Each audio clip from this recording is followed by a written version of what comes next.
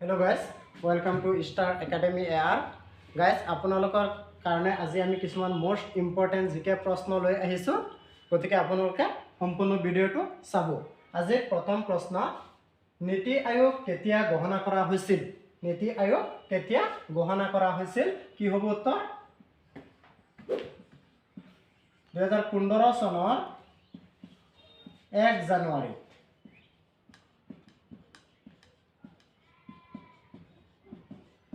এই 2015 চনৰ 1 জানুৱাৰীত কি হৈছিল?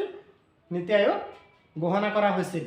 কিন্তু যদি ইয়াত আৰু এটা প্ৰশ্ন আহি যায় যে নীতি আয়োগ কেতিয়া গঠন হৈছিল, কেতিয়া গঠন কৰা হৈছিল, সেই চনটো বেলেগ হৈ যাব। সেইটো চন হৈছে কি 2014 চন। সেই 2014 চনত কি হৈছিল? নীতি আয়োগ গঠন কৰিছিল। কিন্তু ইয়াত কৈছে নীতি আয়োগ কেতিয়া গঠন কৰা হৈছিল? গঠন কৰাৰ পিছতহে আমাৰ কি গহনা দিছিলে। সেই গহনা দিছিল কেতিয়া?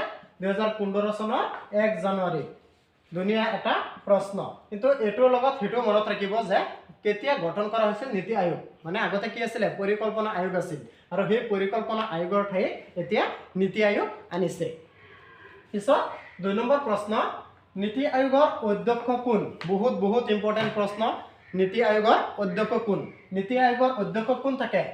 মানে আমাৰ দেশৰ যিজন প্ৰধানমন্ত্ৰী থাকে, সেই প্ৰধানমন্ত্ৰীজনে কি নীতি আয়োগৰ অধ্যক্ষ। এতিয়া কি হ'ব? প্ৰধানমন্ত্ৰী।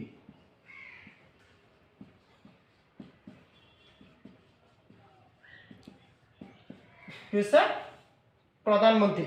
এতিয়া যেনেকৈ কি আছে আমাৰ প্ৰধানমন্ত্ৰী নৰেন্দ্ৰ মোদী। এতিয়া নৰেন্দ্ৰ মোদী কি নীতি আয়োগৰ অধ্যক্ষ। দেশৰ যিটো প্ৰধানমন্ত্ৰী থাকে, সেই প্ৰধানমন্ত্ৰীজন কি থাকে? নীতি আয়োগৰ অধ্যক্ষ হৈ থাকে। এতিয়া পিছৰ প্ৰশ্নটো কি বহুত ইম্পৰ্টেন্ট, মনত ৰাখিব।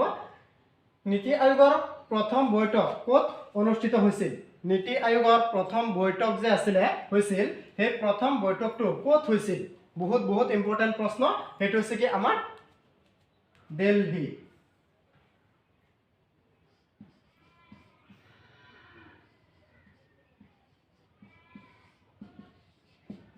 দিল্লীত হৈছিলে বা দিল্লী।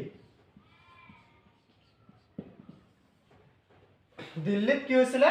নীতি আয়োগৰ প্ৰথমখন বৈঠক অনুষ্ঠিত হৈছিল। দিল্লীত আমাৰ কি হৈছিলে?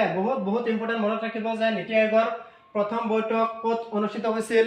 দিল্লীত হৈছিল নীতি আয়োগৰ প্ৰথম বৈঠক।